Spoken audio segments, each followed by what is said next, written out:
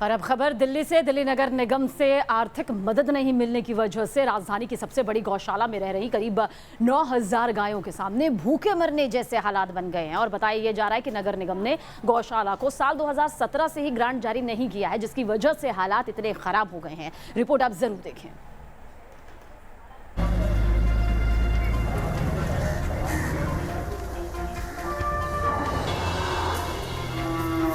कंझावाला के इस श्री कृष्ण गौशाला में रह रहे करीब 9,000 गौवंश के सामने बन गई है भूखे रहने की स्थिति। गौशाला में महज हफ्ते भर का ही चारा बचा है। इस गौशाला में दिल्ली और एनसीआर के पशुपालक अपनी बूढ़ी और बीमार गायों को छोड़कर जाते हैं ताकि उनका शेष जीवन आसानी से कट सके।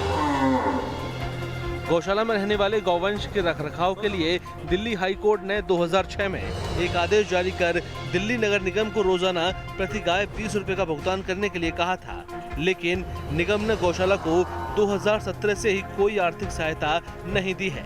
आलम यह है कि पैसों की कमी की वजह से अब ये गौशाला बंदी के कगार पर पहुंच गई है।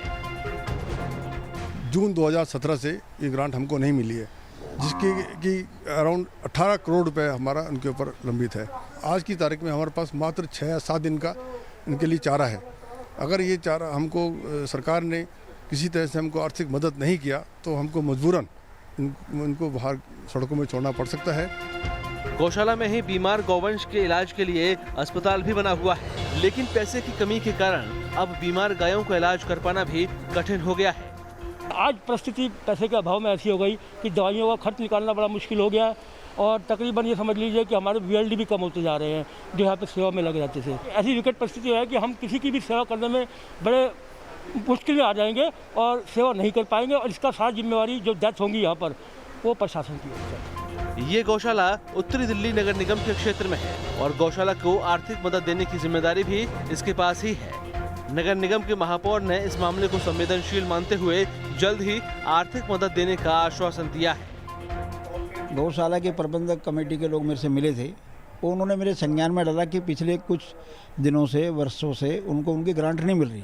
जब से विषय मेरे संज्ञान में आया है मैंने सारी फाइलें मंगाई हैं और जल्द ही हम उस पर काम करेंगे और सभी गौशाला को समय रहते राहत देंगे।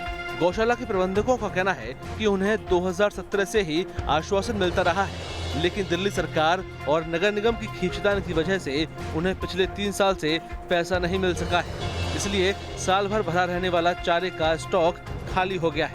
वहीं बाजार का भी गौशाला पर काफी बकाया हो गया है। ऐसे में अब यहाँ रहने वाली गायों और दूसरे गौवंश के सामने भूखे रहने की नौबत आ गई है। दिल्ली की सबसे बड़ी गौशाला जहां पर 9,000 गोवंश है, अब इनके लिए चारा जुटाने की भी मुश्किलें खड़ी हो गई हैं। आरोप एमसीडी पर है कि बकाया राशि दी नहीं गई और एमसीडी दिल्ली सरकार को राशि न देने का जिम्मेदार ठहरा रही है। ऐसे में सवाल उठता है कि जब इन गायों को सड़कों पर छोड़ दिया जाएगा तो फिर उसकी जिम्मेदारी आखिर किसकी होगी। वीडियो जर्नलिस्ट मनोज कुमार के साथ मोहित बख्शी, न्यूज़ नेशन, दिल्ली।